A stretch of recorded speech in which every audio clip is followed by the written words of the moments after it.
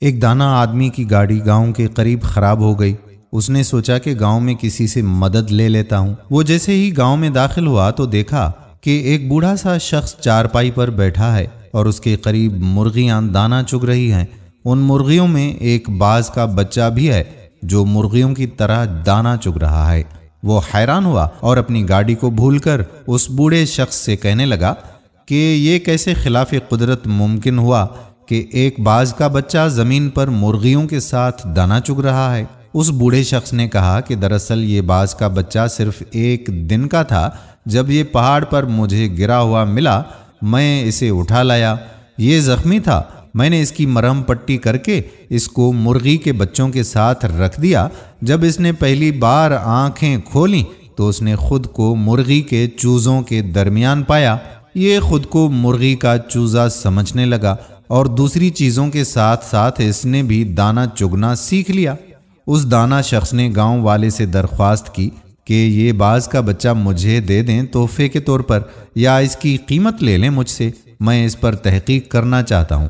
اس گاؤں والے نے باز کا بچہ اس دانا شخص کو تحفے کے طور پر دے دیا۔ یہ اپنی گاڑی ٹھیک کروا کر اپنے گھر آ گیا۔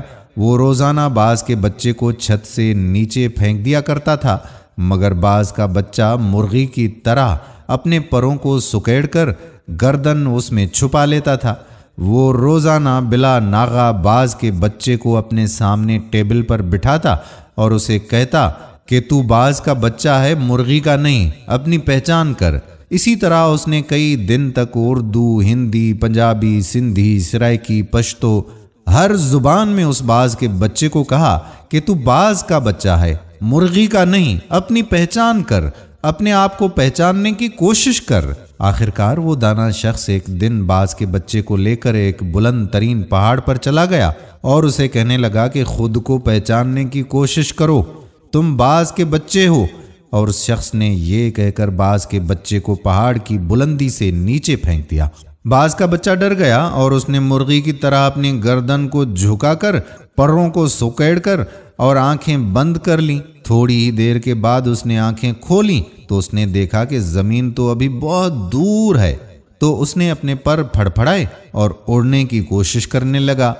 جیسے کوئی آپ کو دریا میں دھکا دے دے تو آپ کو تیرنا نہیں بھی آتا ہو تو بھی آپ ہاتھ پاؤں مار ہی لیں گے۔ تھوڑی ہی دیر میں وہ اپنے آپ کو بیلنس کرنے لگا، کیونکہ باز میں اڑنے کی صلاحیت خدا نے رکھی ہوتی ہے۔ تھوڑی ہی دیر میں وہ اونچا اڑنے لگا۔ وہ خوشی سے چیخنے لگا اور اوپر جانے لگا۔ کچھ ہی دیر میں وہ اس دانا شخص سے بھی اوپر نکل گیا اور نیچے نگاہ کر کے اس کا احسان مند ہونے لگا۔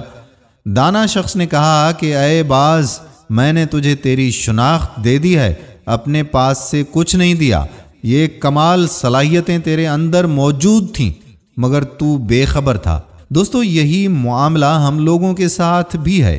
ہماری ایک خاص شناخت ہے، ہم ایک خاص امت کے ارکان ہیں، ہم ایک اچھے ملک کے شہری ہیں، ہمارے اندر اللہ رب العزت نے بے پناہ صلاحیتیں رکھی ہیں، مگر مسئلہ یہ ہے کہ ہمارے ارد گرد بے شمار مرغیاں ہیں، جن میں ہمارے ٹی وی چینل، ہمارے اخبارات بھی شامل ہیں، جو مسلسل ہم کو بتاتے ہیں کہ ہم باز کے بچے نہیں، مرغی کے بچے ہیں، جو مسلسل بتاتے ہیں کہ تم سپر پاور نہیں ہو، سپر پاور کوئی اور ہے، جو مسلسل بتاتے ہیں کہ تم بہادر اور طاقتور نہیں ہو بلکہ بزدل اور کمزور ہو، تمہاری قوم ہی ایسی ہے۔